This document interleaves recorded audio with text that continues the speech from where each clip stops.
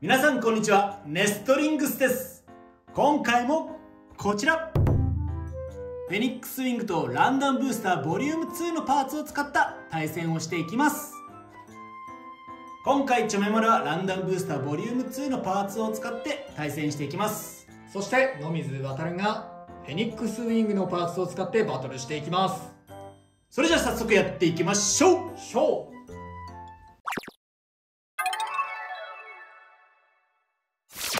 シュートポジションを決めるじゃんけんをやっていきます。最初はグー、じゃんけんぽい。そっち。 OK。 それではお互いのファーストベイ、せーの、じゃん。フェニックスウィング 960O。 ウィザードアロー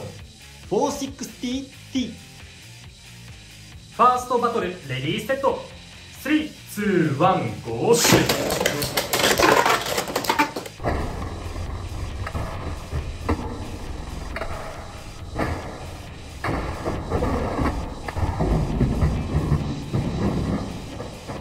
ファーストフィニッシュ、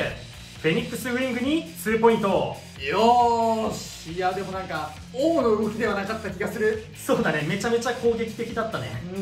いやでも相手テーパーだからね、まさかバーストできるとは思ってなかったな。こっちもちょっと強めに当たりにいっちゃったね。お互いのセカンドベイ、せーの、じゃん。フェニックスフェザー 560B。 シャーケッチ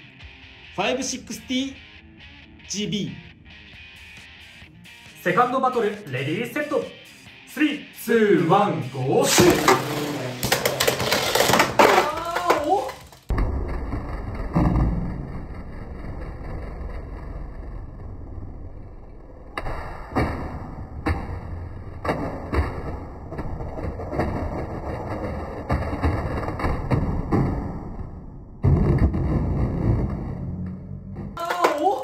エクストリームフィニッシュ、フェニックスフェザーに3ポイント。ということでこの 3on3 バトルの勝者は野水航。よーしって喜んでもよくないな、相手のミスだからな。でもこれがさ、ちょうどいいの取れたよね。 GB の良くないところ。そうだね。そう、ギアに噛んでエクストリームダッシュしちゃってそのまま自滅しちゃう。ここがね本当に気になるところなんだよね。 GB 3on3 バトルの勝敗は決まりましたが、最後までやっていきましょう。お互いのサードベイ、せーの、じゃん。ドランザースパイラル 360GF。 ワイバンゲール 380S。 サードバトルレディーセット、3、2、1、ゴーシュー。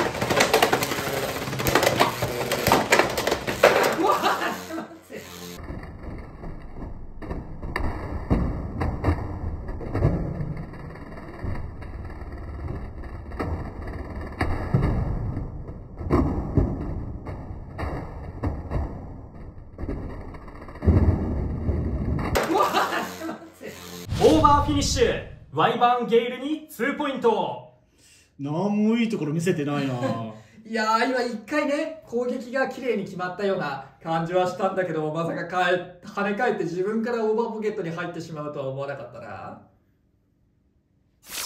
はい、というわけで対戦していきましたけど、いかがだったでしょうか。いやーなんか結構大味な試合というか、なかなかな珍しい展開になったなとは思いますね。まあ今回はフェニックスウィングのいいところも見れたし、ギアボールのねちょっと良くないんだよなこういうところって言ってたのが残念なことではあるんだけど、ちゃんと動画の中に収まることができてそれは良かったかなと思っています。そうだね。でまずはこちらのフェニックスウィングについての話なんですけど、まあ今回はテーパーもバーストするということで、その攻撃力はもう折り紙付きというか、目にしたという感じなんじゃないでしょうか。本当に強いね攻撃力。そうだね、自分のねウィザードアローね、なかなかバーストはしないんだけど、そうまさかバーストされるとは思ってなかったから、しかも秒よ秒。秒ね、びっくりしちゃったね本当に。で今回ね、私は前に以前ガチ対戦の動画でも使ったアタックタイプのブレードにスタミナとかディフェンスのビットを使うカスタマイズで使ってみたんだけど、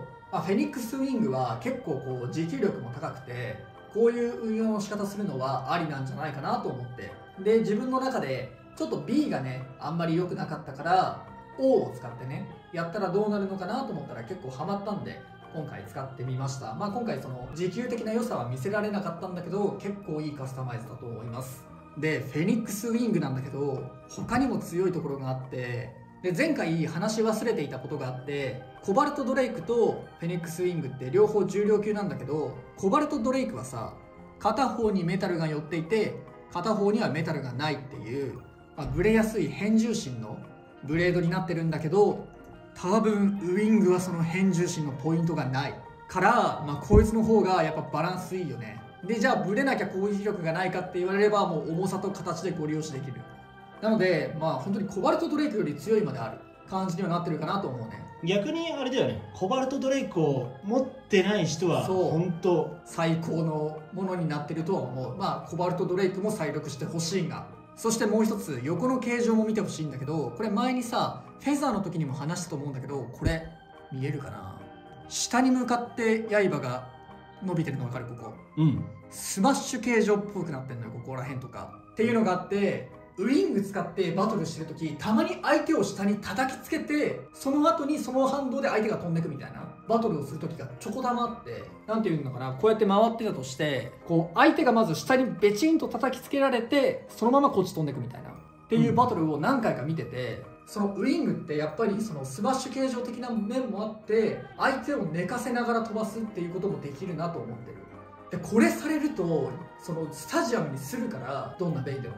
だからそこで持久戦も勝てちゃうよねみたいな。でしかも最後終盤真ん中で落ち着いた時は相手を下に押し付けて自分は姿勢を正したまま回るってこともできるから、いやマジで万能なブレードだなと思ってて、本当に勝て損はないというか、勝ちたい人とか、俺はもう強くなりたいんだって人は絶対に持っておくべき一体だなと思ったね。今ベイブレード X 数ある商品の中で一番優先すべき商品かなと思ってる。始める人はもうこれ買っとけば間違いないし、間違いない、シューターもついてくるし。そして新しいパーツのもう一つのこのギアフラットなんだけど、これはつぶやきさん太郎が前の動画で言ってたのと同じでかなり使いにくいというか難しいビットかなと思いましたね。その性能が使いにくいというよりはもう自滅オーバーしたりエクストリーム行ったりとかそういうのが本当に難しいなと思った。あとあれだよね、摩耗がちょっと激しいかなっていう。そうなんだよ、これたまたまなんだけどさ、俺のギアフラットすでにさ1個ギアが潰れちゃったここら辺ね、ここが潰れてもさこっちの方で引っかかれるから、別にそんなにめちゃめちゃ影響するわけではないと思うんだけど、今までのビットよりかはちょっと摩耗が激しいかなっていうイメージ。弱いかもね。今までのが結構面のものが多かったじゃん、一番先端がさ。でこれは面じゃなくてそのギアが外に出てるからさ、そのギアが曲がりやすいみたいなのは、確かにあるかもしれないなとは思ったね。あと難しいとやればこっちのねギアボール。そうギアボールね、今回はまさにって感じだったね。スタミナよりかはやっぱちょっとアタックタイプにつけてやった方がいいかなと思って、今回はねその王と同じコンセプトでなおかつアタックもいけるよっていう感じでシャーケッチにねつけてみたんだけど、悪いところ出ちゃって、いやーねあれはねしょうがないね。エクストリームフィニッシュを自滅しちゃったっていう。3点失うからね、これが発生するの結構痛いよね。いやだから本当にさスタミナでこれやってたらもうとんでもないことだからさ、ヘルズサイズ GB だイエーイってやってエクストリーム自滅なんてされた日にはもうねだいぶショックだからさ、結構 GB やっぱピーキーな性能してるなとは思うね。確実に相手のアタックを避けてワンポイント狙っていきたいんだけども、それでエクストリームフィニッシュで自滅っていうのはねちょっとね、1回でも相手と接触してエクストリームライン噛んじゃうとね、そのまま自滅のコースに行っちゃうからね、かなり難しいパースだなとは思うね。であとチョメマルねワイバンゲール使ったんだけど、正直今回の戦いじゃ自分ワイバンゲールの良さがちょっと伝わりにくかったかなっていう。良さというかやっぱ難しいかなっていう、でも下からの攻撃はなんかやっぱバイパーテールと同じで、その強みはあるのかなって思った。ブレードの上面で殴りに行くってこと？そうだね。なるほどね。確かに前々回の動画かワイバーンが相手のことをオーバーしたみたいなシーンがあったと思うけど、それはもしかしたらそういうところがあったのかもしれないしね。ただちょっとスタミナがちょっと足んないかなっていうね、スタミナタイプなんだよなっていうところはある。であとチョメマル的に一つ不満点がありまして、早くオーブ再録してほしいです。いやー、それはマジで思ってんだよね。てかさ、オーブを再録してほしいってのもあるんだけど、今回のランダムブースターの再録がちょっと微妙いっていうか、気になるところは正直あったんだよね、俺も。まあ個人的にはブレードはね、紫色のウィザードアローとちょっと紫寄りのナイトランスがあったから個人的には嬉しかったんだけど、普通の人は嬉しくないからね。そうだね、ウィザードアローもナイトランスもね。だって前回のさ、ドランダガーとヘルズチェインのセットで再録されたばかりじゃん、2つとも。だからわざわざ今ここで再録されなくともいいよねっていうところは正直感じるところはある。確実にそのドランダガーとヘルズチェインのやつ買えばね、手に入るからね。しかも両方ブースターだから別に買えば手に入るし、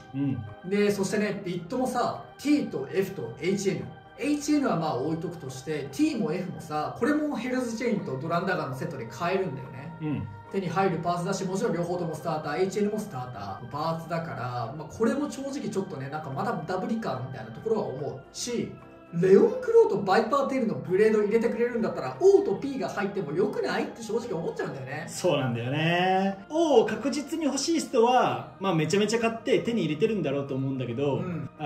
チョメマルはねまだ持ってないんですよ。そう、大体いつもこの人が O を使ってる時は俺がつぶやきさんから借りてるやつだからね。若干ねワイバンゲールにね O を履かしてみたいんだけど、